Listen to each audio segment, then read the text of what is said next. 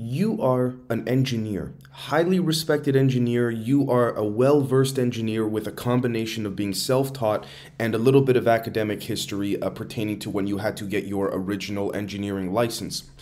So you're an engineer and you are called, essentially, throughout all of aerospace and various military agencies and divisions of not just North America, but from other world governments, to consult and to come and help solve some of the more difficult problems when it comes to developing in a practical sense, in the laboratory, an applied device or set of devices that work within a much grander set of, we could say, operational capabilities, whether technologically, in a conscious sense, whether with respects to propulsion or physics and or otherwise. So you are called for a big contract. You land a big consulting contract where essentially you are brought to a world government. It doesn't have to be in the West. You are brought to a world government funded laboratory with a very highly respected university with highly respected academics. And you are asked to solve a very classified, sensitive problem, which is that certain Navy ships of this government that you're consulting for, their military is having issues with respects to confining certain types of metals inside of other metals. This is what's known as, the study of metamaterials, metallurgies, things like this. And you are asked to work on a particular part of the contract, of which, of course, you're being paid for, in the MEMS area, MEMS, which stands for Micro Electromechanical Systems.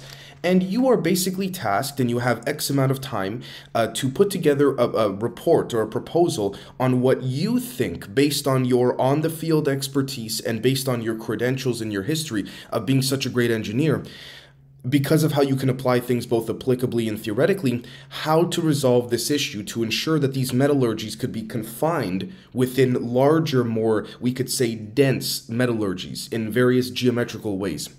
And you come up with a different set of proposals, but you write, say, a 10-page report on the different ways in which you propose you could work with the engineers of that particular world government military to then make the adjustments so that these metallurgies could then, for example, fit within other within the ship and within the confines of the parameters that have been designated to you.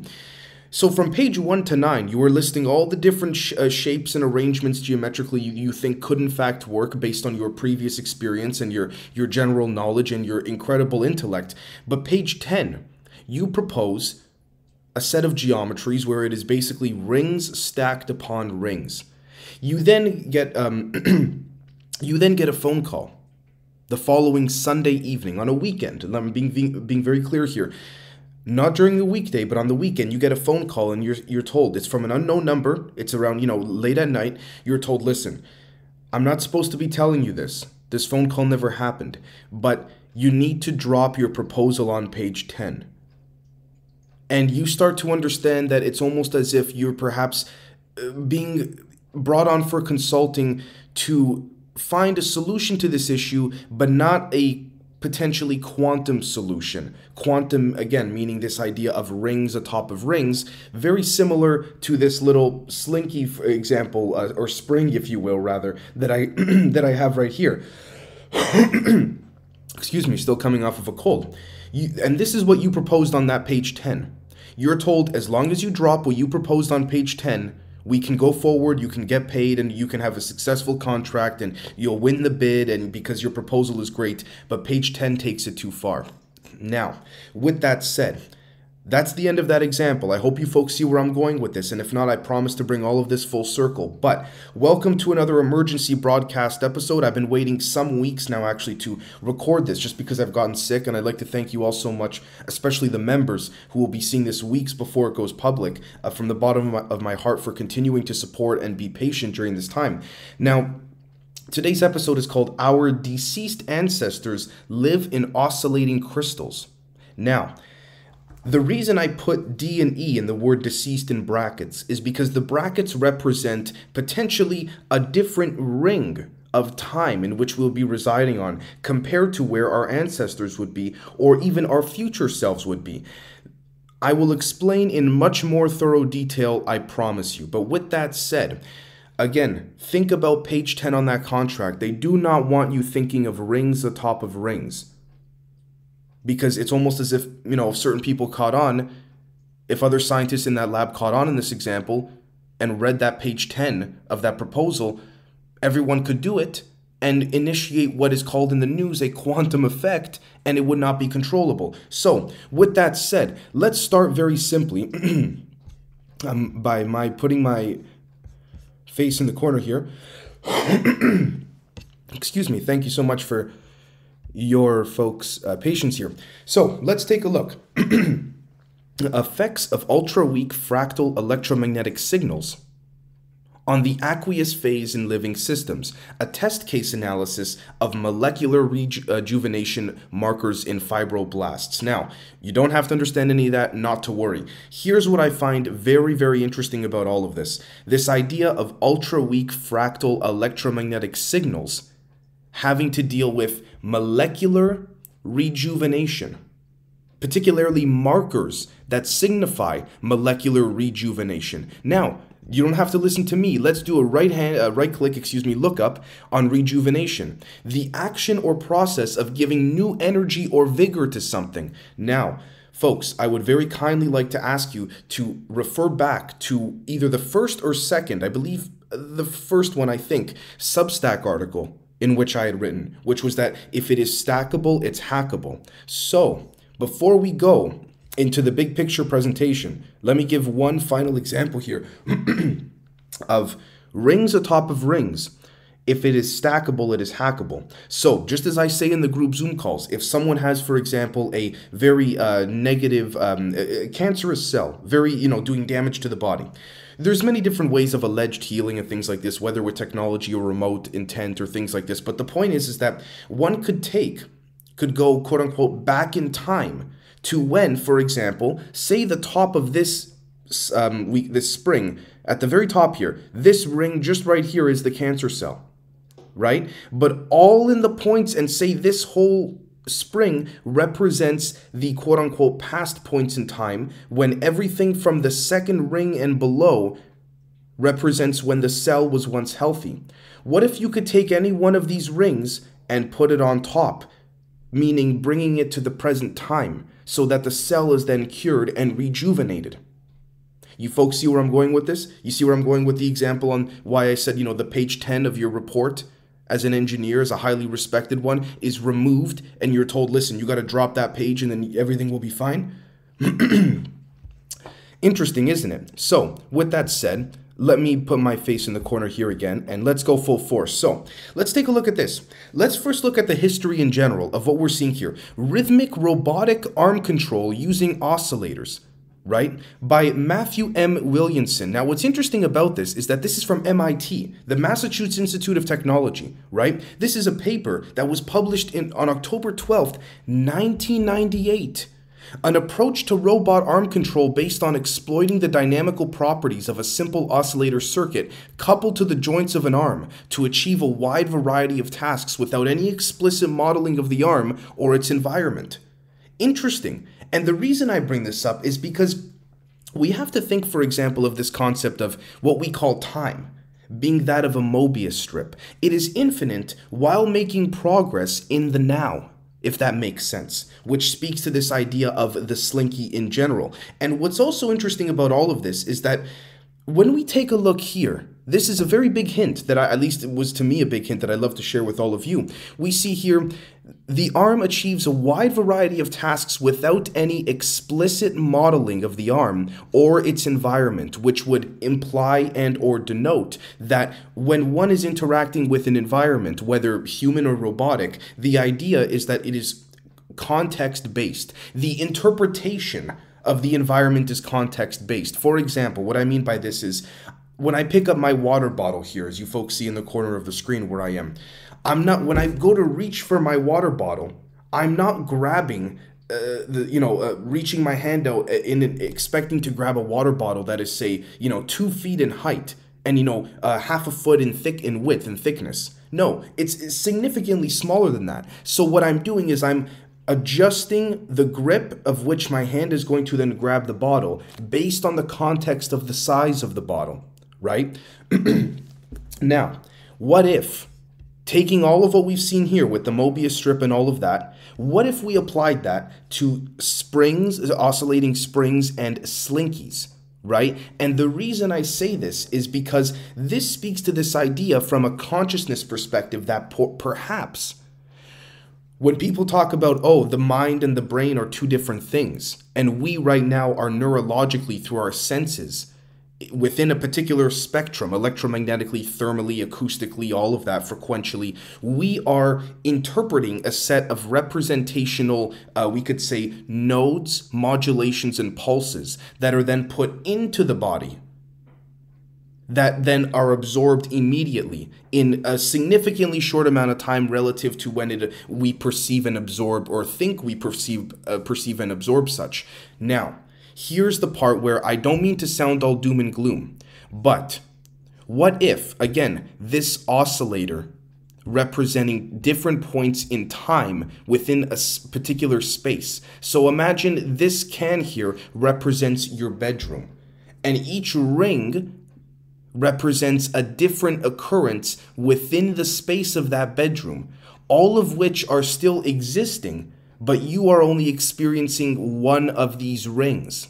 Again, it's the same idea as the cancer cell example. But what I mean here is that what if one of the rings we are experiencing is a ring in which we are not interpreting so much as we are coping?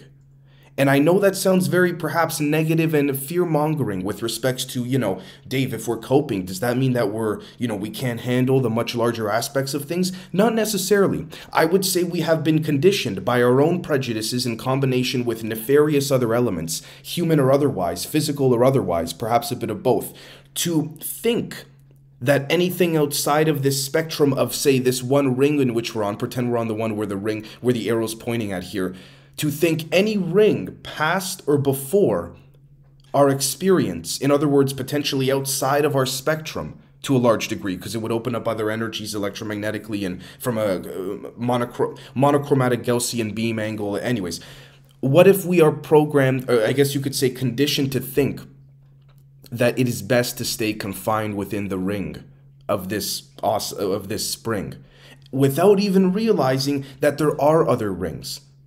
But again, even if something were to be, quote unquote, putting its hand or foot on our throat, literally, spiritually, metaphorically, esoterically, electromagnetically, what if the fact that we even realize there are other rings loosens the hold in which this whatever has on our throat? In other words, what I'm saying here is that ignorance, unfortunately, just like deceitful people in life, ignorance are these people's strongest weapon, or these energies or beings' strongest weapons, if you will. Now, here's what I want to point out as well. Let's take, and I promise to break all this down for you, let's take, for example, this person here, in which you folks can see, just want to ensure that, there we go, okay. So, now, imagine every time you speak, you emit sound waves, as I'm doing right now, speaking into the microphone. And again, if I were speaking to you in person, of which I attempt to do my best to relative to being behind a camera, you would be absorbing these sound waves.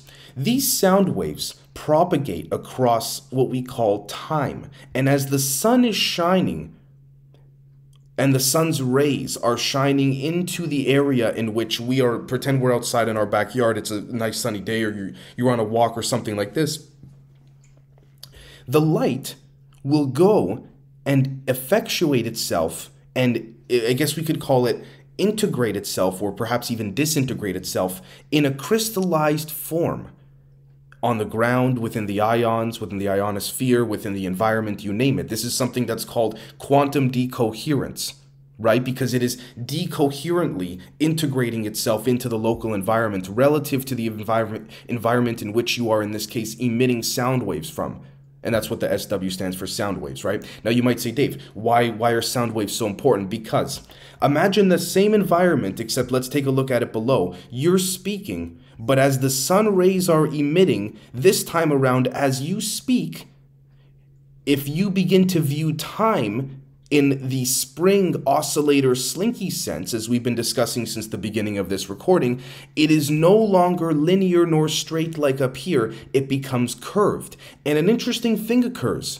This is what's called the refractive index within quantum mechanics, and we could call SED, stochastic electrodynamics, of which has merged a semi-classical model of Lagrangian and Newtonian physics with that of a more grander understanding of, we could say, asymmetrical Hamiltonian functions. But the point is that we see here the light rays begin to hit the curvature of quote-unquote time as if just like a tennis ball hitting a wall.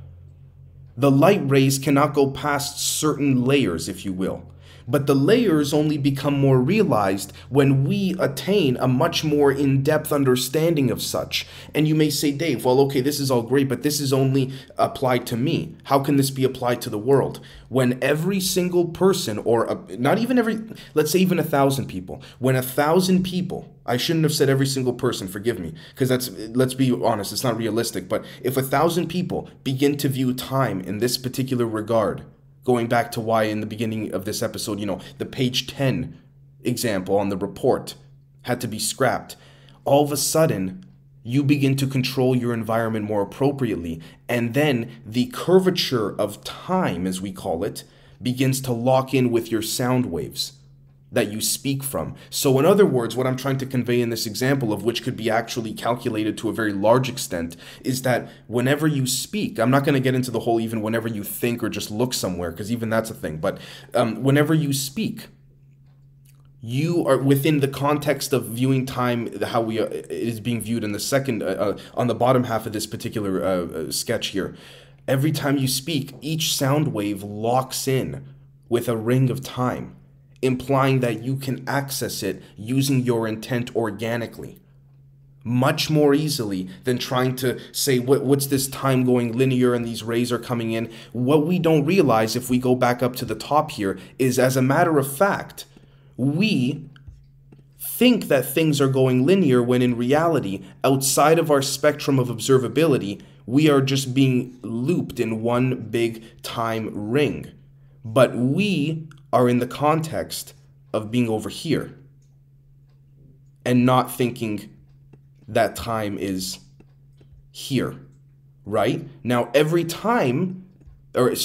moment of occurrence that we start to understand this perception much more than that of a linear one, these larger rings, they begin to get smaller and smaller and smaller, which implies, by the way, folks, that you are the starting point of this. And not only that, notice something, by the way.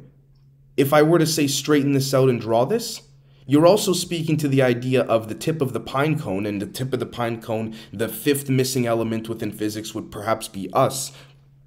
You're also creating here what would be strings on a harp, if one were to say walk or travel across it, so to speak, just to be creative for a moment. You're also creating what our ancestors called the serpent rope, which today we call a traversable wormhole.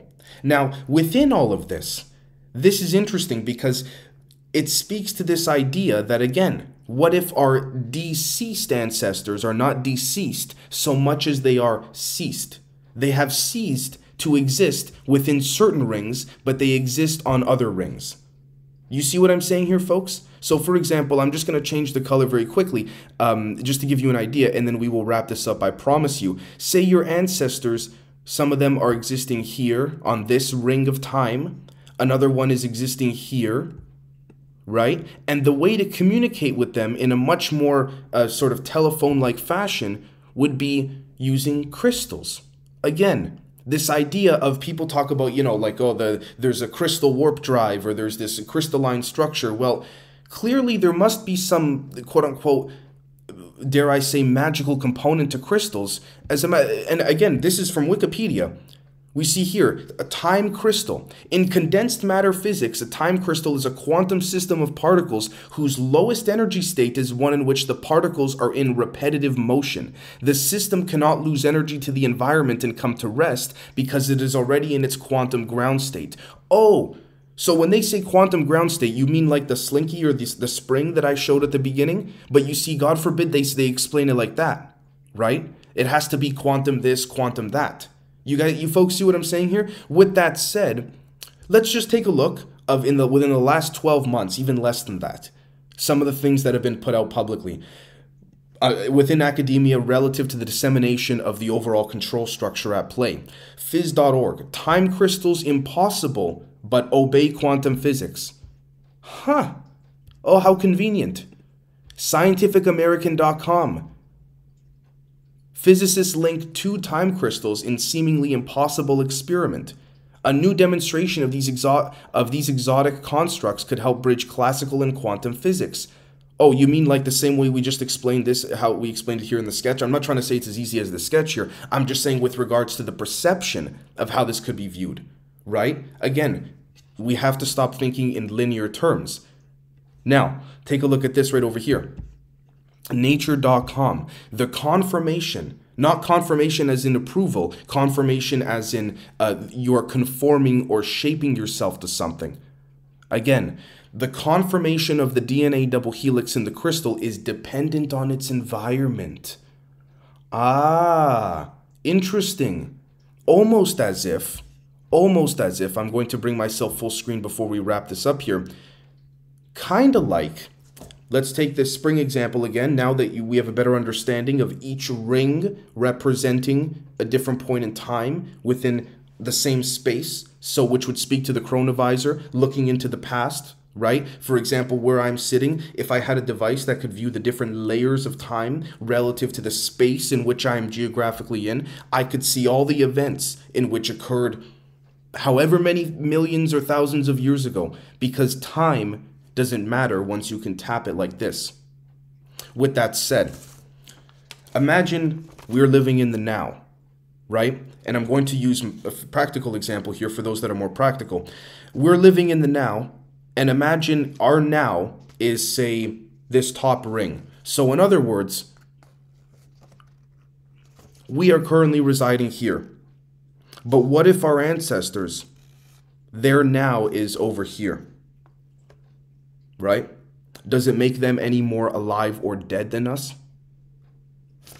So, with that said, folks, I'd like to thank you so very much for bearing with me on this, for hearing me out, for listening. This has been some weeks in the making. I've tried a few times previously to try and bring this into a much more cohesive presentation to simplify, and I think I finally got it. So if this is the recording that gets published, thank you so very much from the bottom of my heart for either listening or watching all the way through, and we'll catch all of you very, very soon. Cheers.